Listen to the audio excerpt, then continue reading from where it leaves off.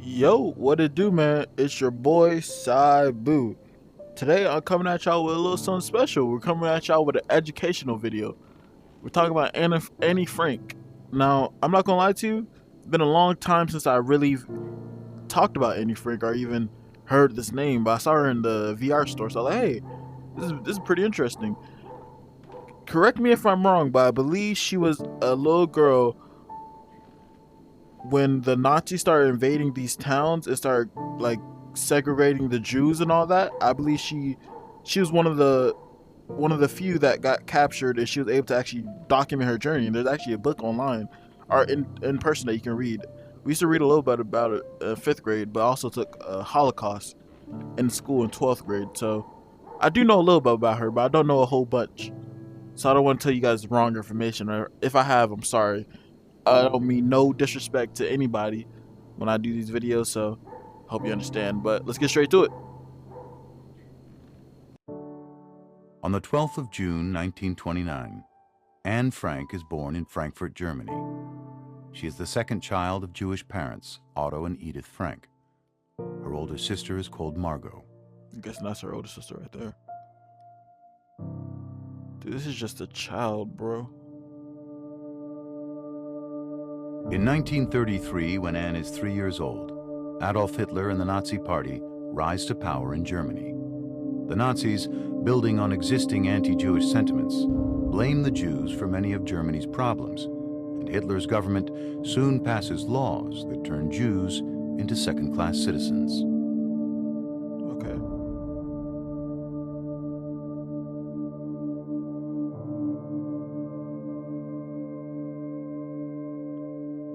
As a result, many German Jews decide to leave Germany and seek refuge elsewhere. The Frank family moves to Amsterdam, the Dutch capital, where Otto Frank establishes his own business. The family settles in, leading a normal life for a number of years.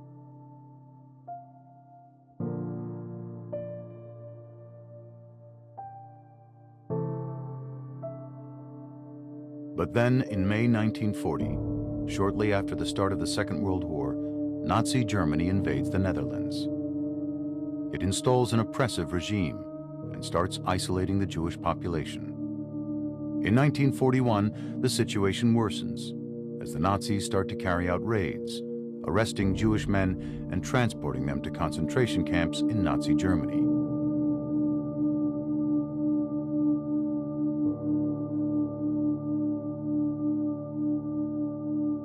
In July of 1942, when Margot receives a call-up notice to go and work in Nazi Germany, Otto and Edith Frank decide to take action. Having already prepared a hiding place in an empty part of Otto Frank's company building, they hurriedly move their family into this secret annex and go into hiding.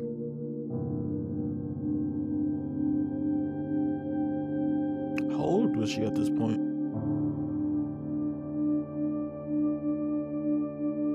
Here, the Frank family is soon joined by 4 other Jewish people: Otto's co-worker Hermann von Pels, his wife August, and their son Peter, and one of Otto's friends, Fritz Pfeffer.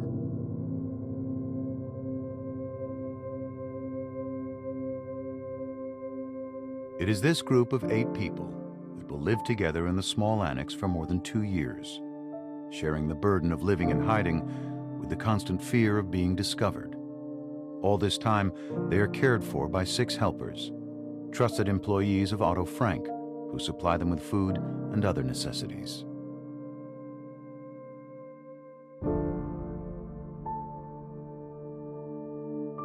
During this period, Anne, then a young teenager, keeps a diary, writing about her feelings and experiences in the annex, about the events taking place in their secret hiding place, its entrance hidden behind a revolving bookcase. Wow.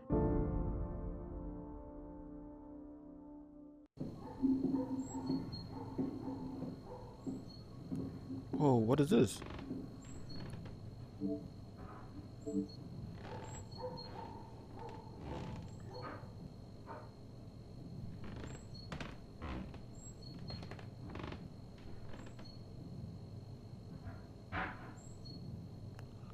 Okay, I guess I'm in the... Noah's friends and acquaintances are on their way to a horrible destination. Night after night, the green or grey military vehicles drive by, ring every bell to ask if Jews live there. If so, the whole family has to go along right away. If not, they move on. No one can escape their fate unless they go into hiding. And I'm guessing they were probably not peaceful about how they were going to do all that stuff either. Our hiding place has now become a true hiding place. Mr. Kugler, you see, thought it would be better to place a cupboard in front of our door. But then, of course, a cupboard on hinges that can open like a door. Now, when we want to go downstairs, we have to duck first, then jump. After 3 days, we were all walking around with bumps on our foreheads, because everyone kept banging their heads against the low doorway. Peter then made the door frame as soft as possible by nailing to it a cloth full of wood shavings. We'll see if it helps. Hope it helped. Can I go in? Okay. So I'm guessing that's the door that we probably just came down, right? I would think. So do I need to...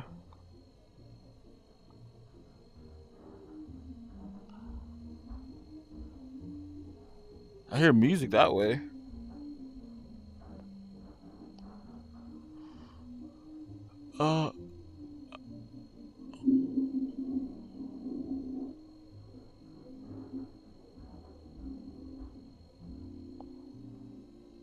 What's this?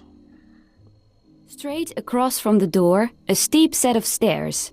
To the left, a little hallway and a room, which is to be the Frank family's living room and bedroom.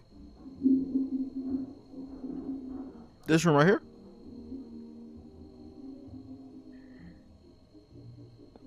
Oh, okay. Of course, we are never allowed to look out the window or go outside. During the day, we always have to walk quietly and speak softly. The people in the warehouse mustn't hear us. That must be torture. I mean, guys, look at this. 2 beds. I don't know what that's right there. Books, vases. This seems very depressing. I'm guessing they were eating, at least. They were eating, but I'm pretty sure it probably wasn't a lot of rations. It weighs on me more heavily than I can say that we can never go out. And I'm terribly afraid that we will be caught and executed. That, of course, is not a very pleasant prospect. Wow. This is just unbelievable. What's this? We always look forward to those Saturdays, because that's when the books arrive. Okay. Normal people don't know how much books mean to someone who is locked up. Reading, studying, and the radio are our only distractions. I bet. That would make sense.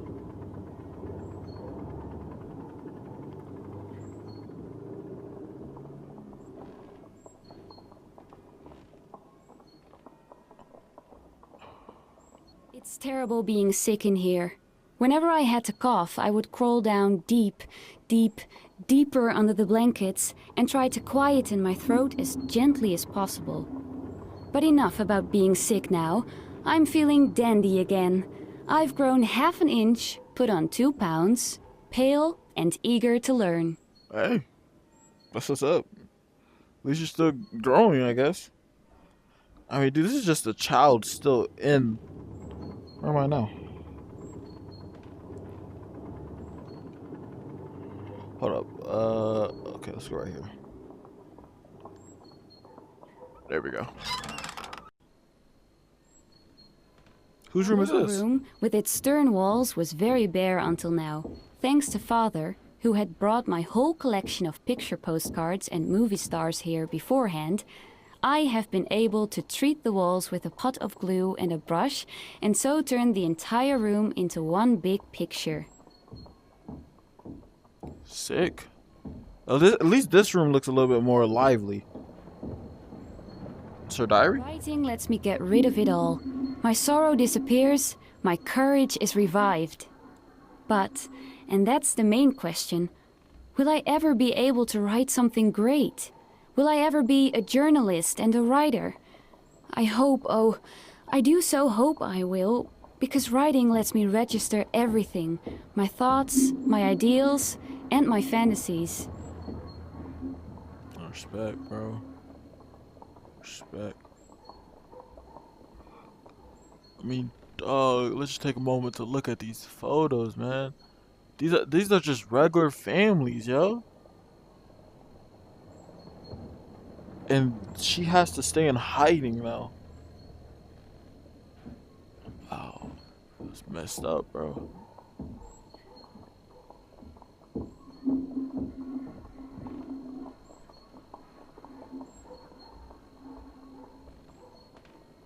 And there's no like phones or nothing back then either, so you had to entertain yourself.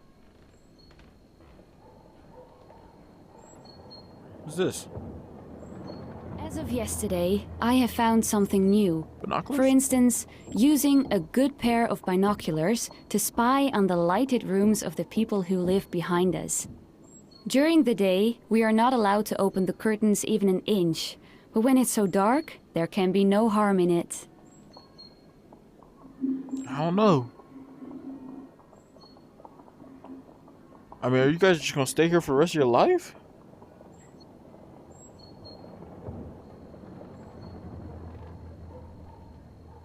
Who's this? My hopes are fixed on the time that will come after the war.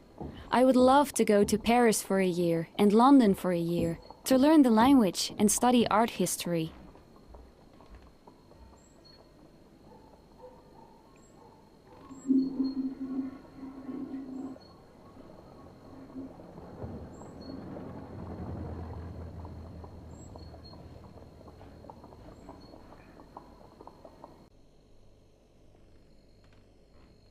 Oh, it's dark time now. Yeah, you can tell it's dark. Did she use the binoculars?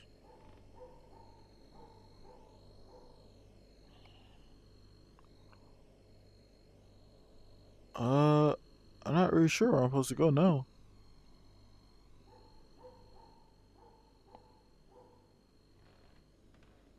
I don't see anything. Nothing on the walls.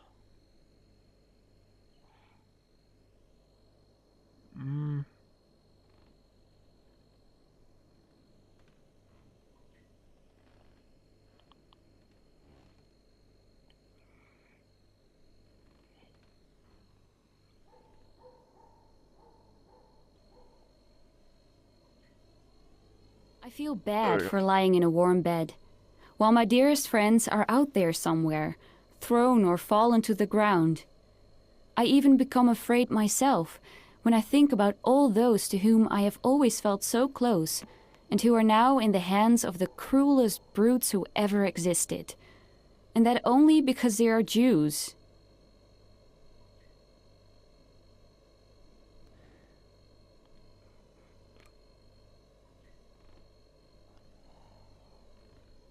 There we go.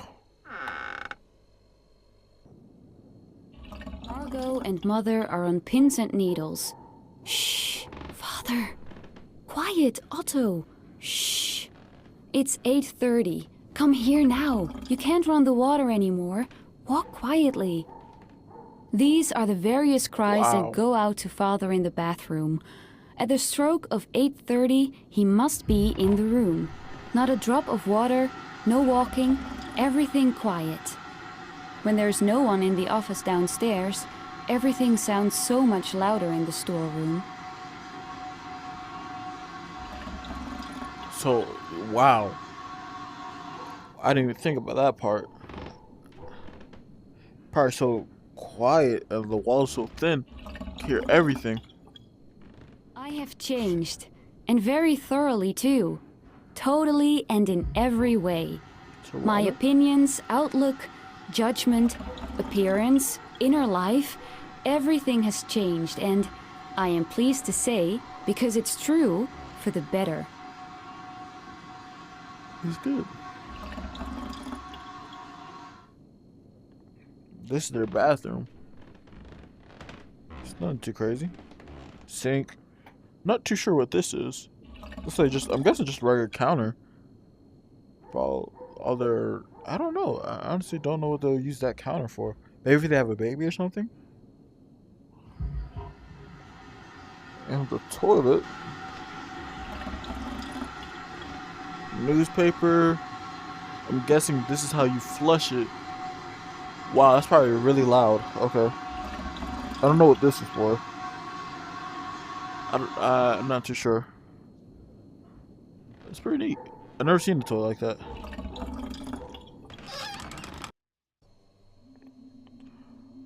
Oh. If one climbs the stairs and opens the door at the top, one is amazed to find such a large, light and spacious room in such an old canal house.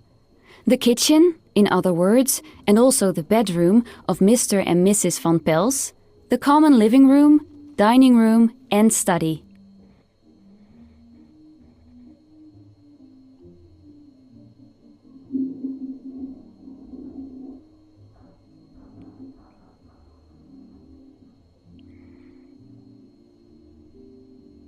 There we go. Oh, it looks beautiful up here. Nice beds. Very nice bed. Nice kitchen. Wow. Yeah, this is nice.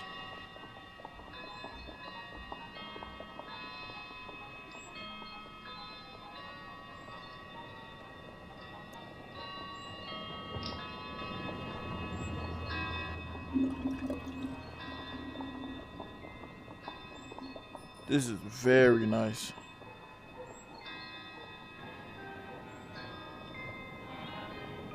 BBC Home Service. This is the day, the English radio said at 12 o'clock.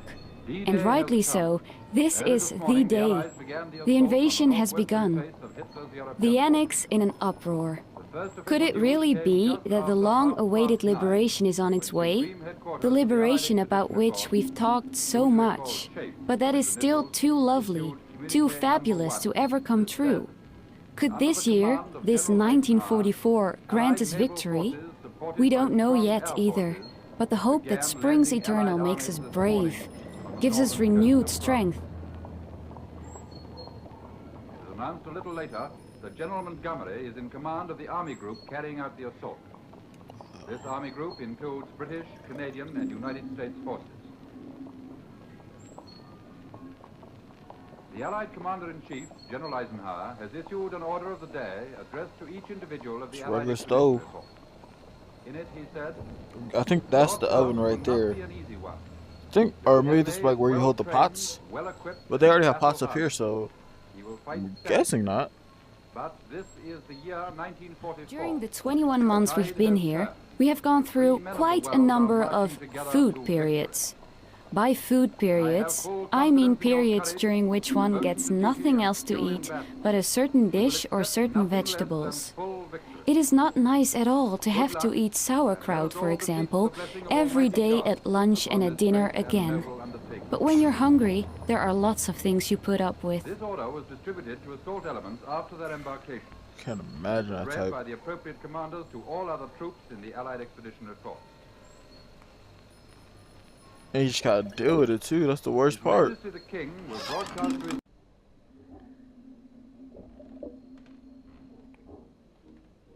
When you knock on his door early in the evening and hear someone quietly call out, "Yes, yes," then you can be sure that when you open the door, you will find him peeking out at you from between 2 steps of the stairs to the loft, and that he will usually continue with a rather welcoming "So." His little room is, well, what is it really? I think a sort of landing on the way to the loft. Very small, very dark and very humid. But he has made it into a real bedroom. You could tell, bro. Nice little bike. His steps. His bed. I don't know who this person is. I'm not too sure. I'm guessing that's his shoes. His coats and stuff. It looks nice in here, man. I'm not...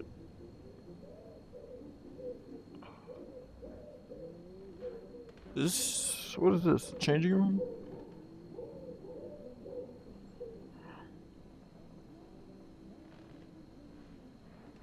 Whenever I went upstairs to Peter's room, by daylight, I always found the atmosphere very cheerful.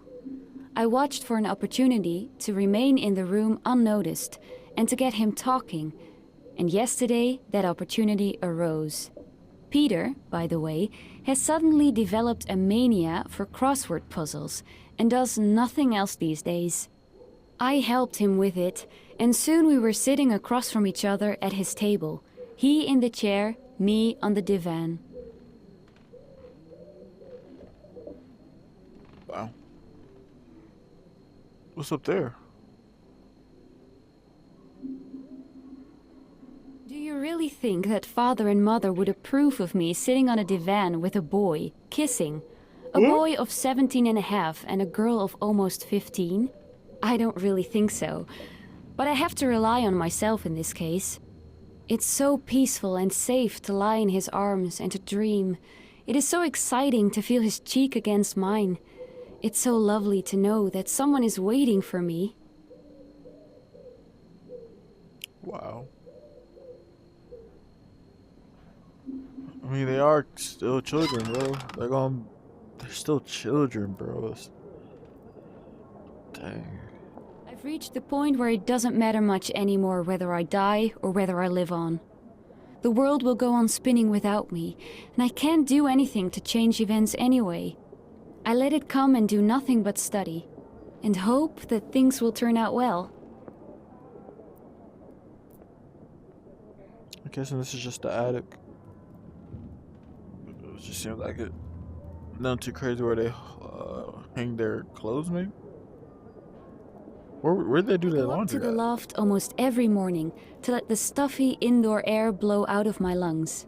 This morning, when I went to the loft again, Peter was there cleaning up. He was done quickly, and while I was sitting at my favorite spot on the floor, he came over too. The two of us looked at the beautiful blue of the sky, at the bare chestnut tree with little drops glistening on its branches, at the seagulls and other birds that seemed made of silver in the sunlight, and all of that moved and touched both of us, so that we could no longer speak.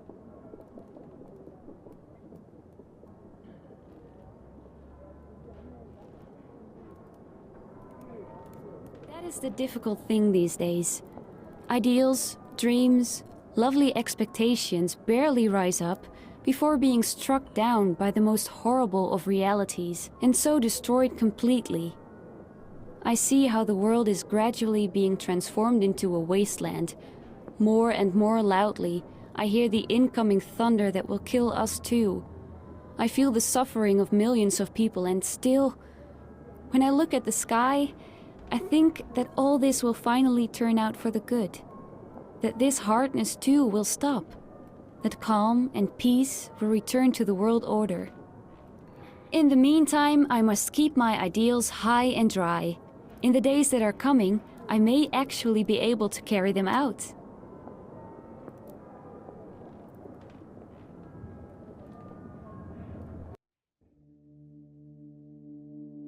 What was this? On the morning of the 4th of August, 1944, the hope Anne is holding on to is suddenly all lost. The hiding place is discovered, and police barge into the annex, arresting everyone.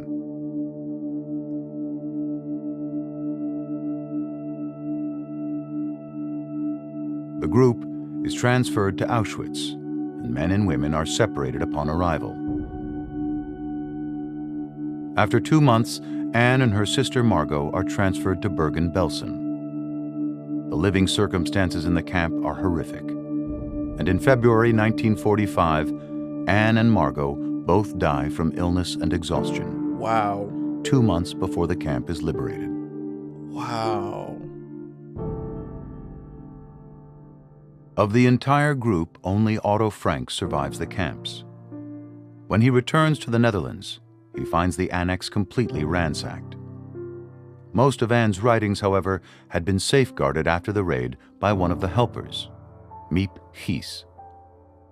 When it becomes clear that Anne has died, they are handed over to Otto. Upon discovering Anne wanted to publish a book about her experiences, he decides to fulfill her wish. In 1952, Diary of a Young Girl is published in English. It will become one of the most read books in the world, translated into more than 70 languages. Oh my gosh.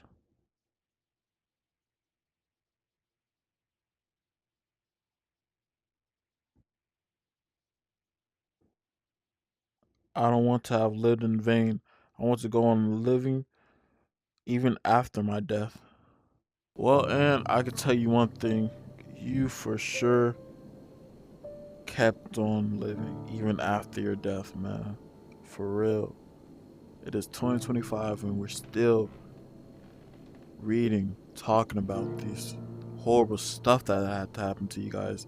When she was just a child, she died probably what, 16, maybe 17 years old? She was young, man. Look how young she is in that photo.